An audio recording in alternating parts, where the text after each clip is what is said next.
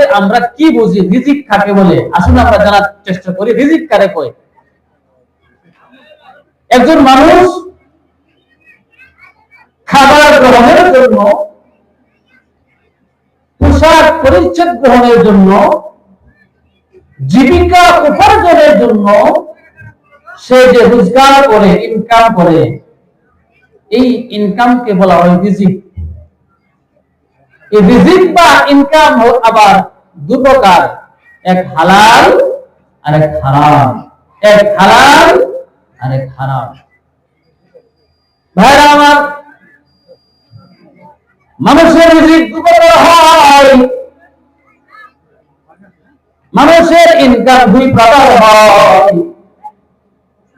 এক প্রকার ইনকাম হলো হালাল, আরেক প্রকার ইনকাম হলো হারাম।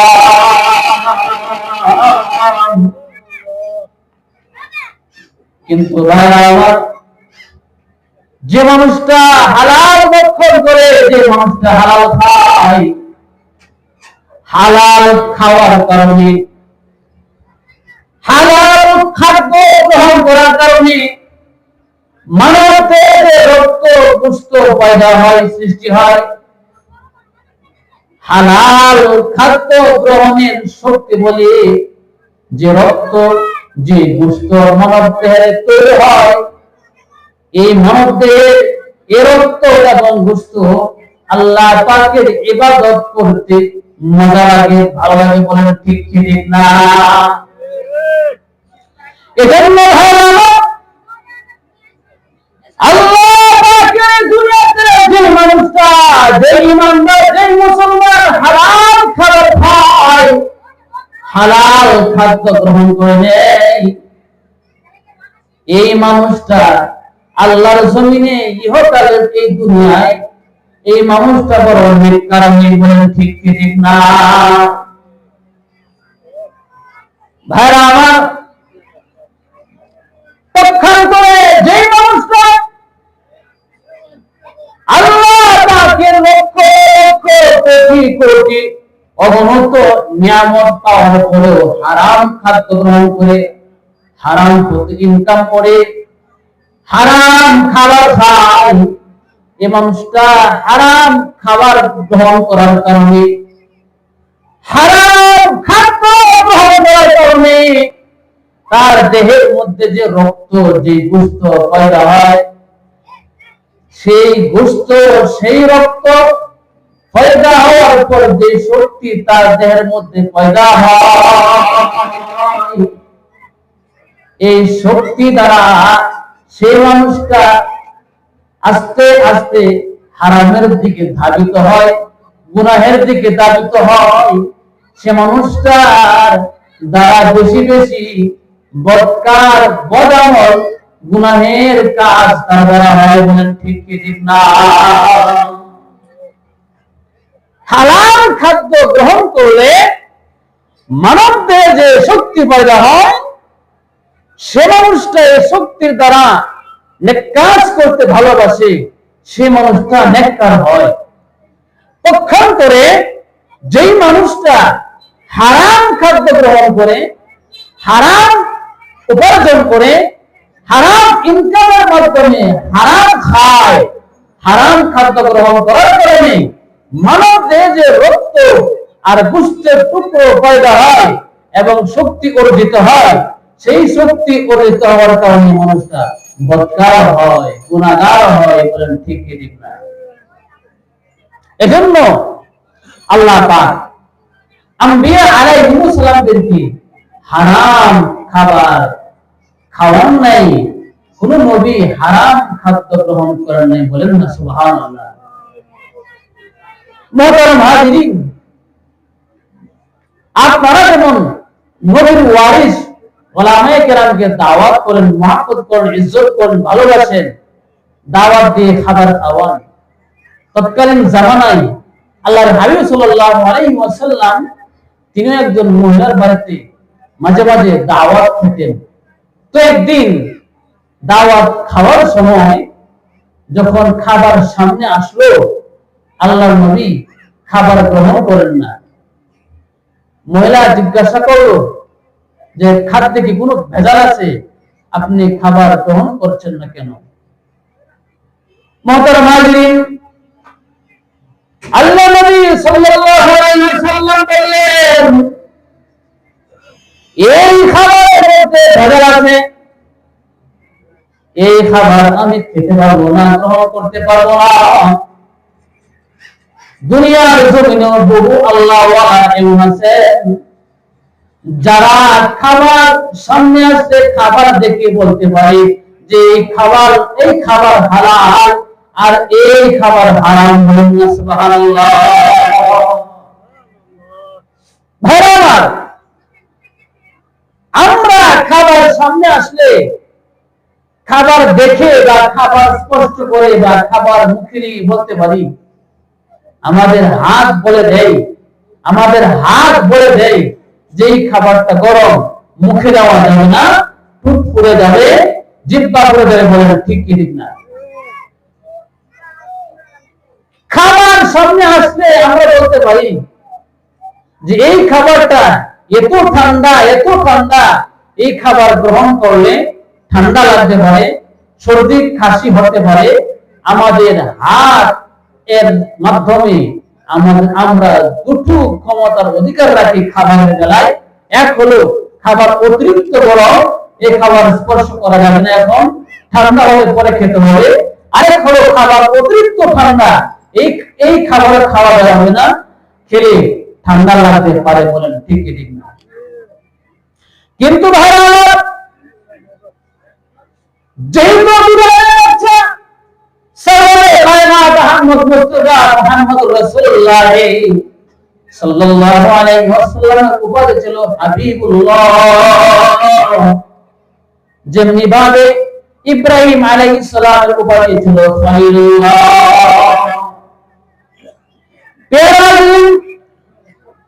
হাবিবুল্লাহ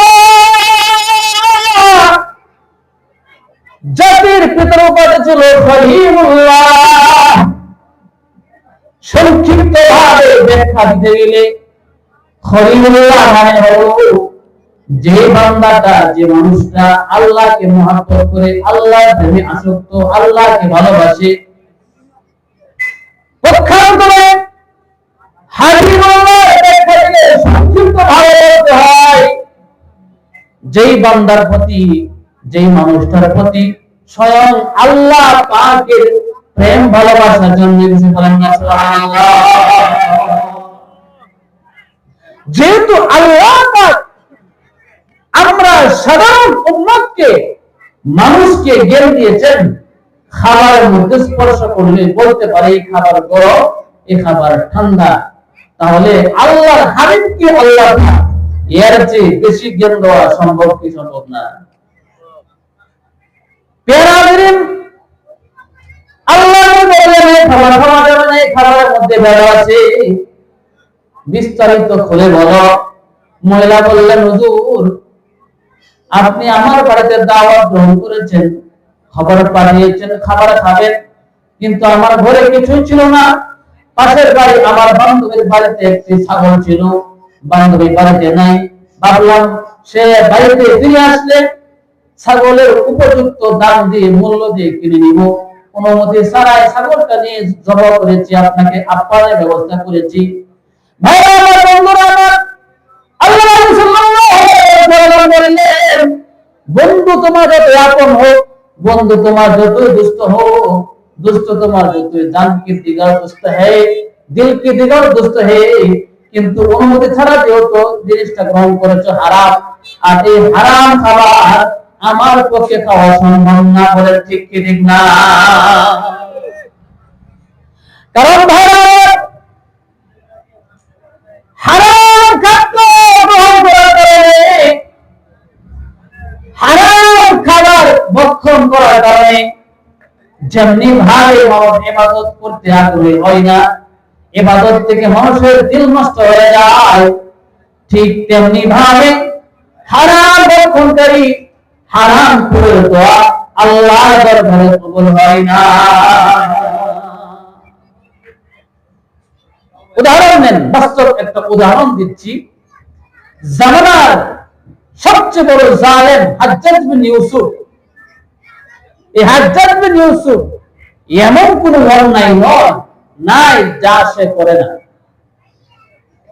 এই হাজ্জাজ বিন ইউসুফের একজন মহব্বতের লোক বলতে লাগলো যে হযরত, আপনি যেভাবে মানুষের প্রতি অন্যায়, জুলুম, অবিচার, নির্যাতন, জুলুমের স্টিমার, রোলার স্টিমার চালান, যদি কিছু ভালো লোক আপনার প্রতি বদদোয়া করে তাহলে তো আপনার ধ্বংস হয়ে যাবে। করে না? আমি বলবো না আমি ধ্বংস হব না, কারণ সেই রাস্তা আমি বন্ধ করে দিয়েছি। কিভাবে? হাজ্জাজ বিন ইউসুফ বলে, যে সমস্ত নেককার মানুষ সমাজে, দেশে, রাষ্ট্রে বাস করে, দেশের বড় বড় উলামায়ে কেরাম, মুফাসসির, দিনদার, এদেরকে আমি দাওয়াতে নিয়ে আসি, আনার পর আমি হারাম খাবার খাওয়া দিই, যেন তারা বদদোয়া করলে আর কবুল না হয়। বলেন না নাউজুবিল্লাহ। দেখেন কত বড় ইবলিস। হাজ্জাজ বিন ইউসুফ বলে, যদি দুপুরবেলা আমি নেককার লোকদেরকে দাওয়াত দেই দুপুরের খাবার খাওয়ানোর জন্য, সেদিন রাতের বেলা আমি ডাকাতি করি, চুরি করি, আর আমার হারাম ইনকামটা দিয়ে আয়োজন করে তারপর এদেরকে খাবার খাওয়াই, যেন এরা বরকত করলেও আল্লাহর দরবারে কবুল না হয়। বলেন না নাউজুবিল্লাহ।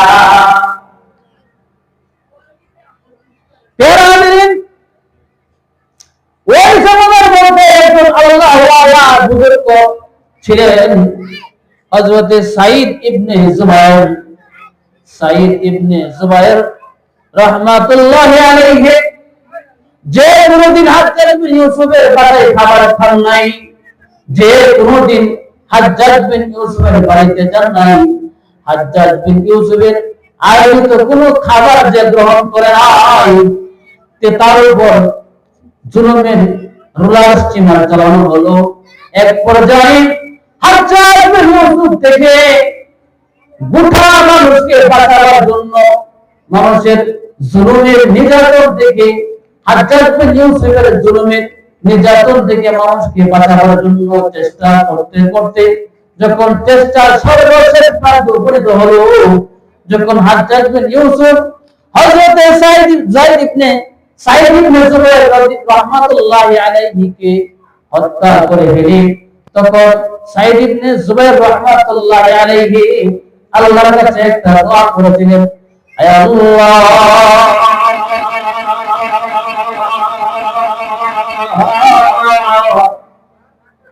এই হাজ্জাজ বিন ইউসুফ তোমার নেককার বান্দাদেরকে ধ্বংস করে দিচ্ছে। আল্লাহ তাআলা সমাজের মধ্যে যে সমস্ত নেককার মানুষেরা তোমার কাছে নেক আমল করে দোয়া করত, তাদেরকে দাওয়াত খাওয়া তাদের আমলকে নষ্ট করে দিচ্ছে, সাধারণ জনগণকে কষ্ট দিচ্ছে। আল্লাহ তোমার কাছে বলিয়া তুমি হাজ্জাজ বিন ইউসুফকে ধ্বংস করে দাও। ইতিহাসের পাওয়া যায় হযরত সাঈদ ইবনে জুবায়ের রাহমাতুল্লাহি আলাইহি এই নেককারওয়ালা, এই নেককার ব্যক্তি যে হারাম খাবার গ্রহণ করে নাই, ওই হারাম করে হয়তো খাবার গ্রহণ করে নাই, তার দোয়া আল্লাহ পাক কবুল করেছেন। তার দোয়ার সাথে সাথে হাজ্জাজ বিন ইউসুফের এমন মাথা ব্যথা শুরু হলো, শরীর এমন গরম হলো, এমন ইতস্তত, এমন কষ্ট করতেছে, মনে হচ্ছিল যেন হাজ্জাজ বিন ইউসুফকে আগুনের মধ্যে নিক্ষিপ্ত করা হয়েছে। বলেন না সুবহানাল্লাহ। এই নেককার আলেম দ্বীন যে কোনদিন হারাম খাবার গ্রহণ করে নাই, আল্লাহর কাছে দোয়া করেছেন, আল্লাহ পাক কবুল করেছেন। এজন্য ভাইরা, হারাম খাবার এবং হালাল খাবার এর মধ্যে শুধু এই খাবার খেলে শুধু মানুষ নয়, বরং এর আসর জীবজন্তুর উপরে পড়ে।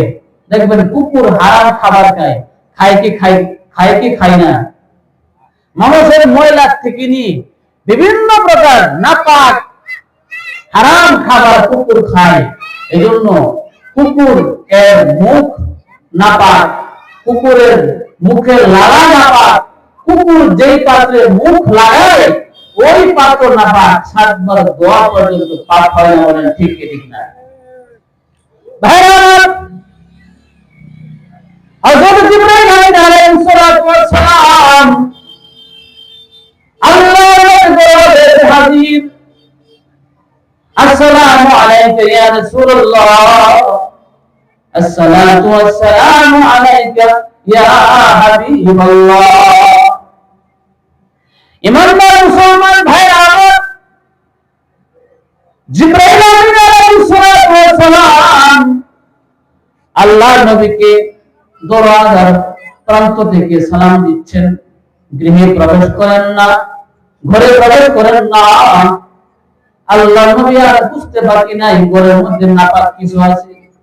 জিজ্ঞাসা করেন, আয়েশা রে, আমাদের আয়েশাকে জিজ্ঞাসা করেন, ইয়া আয়েশা, ঘরে কি কোনো কুকুর প্রবেশ করেছে, কোনো কুকুর ঢুকেছে?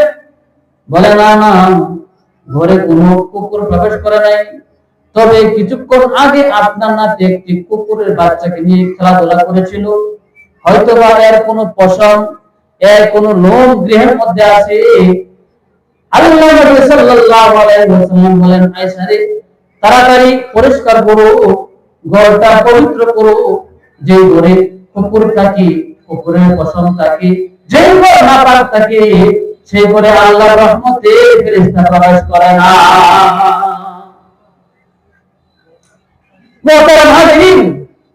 এই খাবার খেলে মানুষ না, বরং জীবজন্তুর উপরেও আসর করে, প্রভাব পড়ে। যেমন পক্ষান্তরে বিড়াল, বিড়াল হালাল খাবার খায়, এজন্য বিড়াল কি, বিড়ালের জুতা, বিড়ালের রেখে দেওয়া খাদ্য, বিড়ালের মুখে দেওয়া পাত্র, যে পাত্রে বিড়াল মুখ দিয়েছে সেই পাত্রে খাবার গ্রহণ করা যায় আছে কারা হাতে সহিত, কিন্তু কুকুরেরটা খাবার যায় না।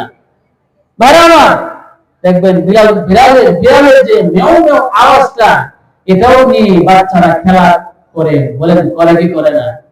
কারণ এই বিড়াল হালাল খাবার খায়, হারাম খাবার খায় না। যেমনি ভাবে কুকুর হারাম খাবার খাওয়ার কারণে জঘন্য খারাপ, ঠিক তেমনি ভাবে কোন মানুষ যদি হারাম খাবার খায় তার চরিত্রটাও তেমন হয়ে যায়। বলেন ঠিক কি ঠিক না? ভাইরা আমার, আল্লাহ সাল্লাল্লাহু আলাইহি ওয়াসাল্লাম বলেছেন, একজন মানুষ যেমনি ভাবে নামাজ পড়া ফরজ, যেমনি ভাবে রোজা রাখা ফরজ, যেমনি ভাবে সম্পদ হলে, শক্তি সামর্থ্য হলে, ধনভাণ্ডার থাকলে হজ করা ফরজ, যাকাত দেওয়া ফরজ, ঠিক তেমনি ভাবে একজন মানুষের জন্য হালাল খাদ্য উপার্জন করে হালাল খাদ্য গ্রহণ করা ফরজ। আল্লাহ রাব্বুল আলামিন আমাদেরকে সকল প্রকার হারাম ইনকাম, হারাম রিজিক বর্জন করে হালাল ইনকাম, হালাল রিজিক ভক্ষণ করার তৌফিক দেন। সকলে বলি আমিন, আল্লাহুম্মা আমিন। ওয়া মা আলাইনাল বালাগ। আসসালামু আলাইকুম ওয়া রাহমাতুল্লাহি ওয়া বারাকাতুহু।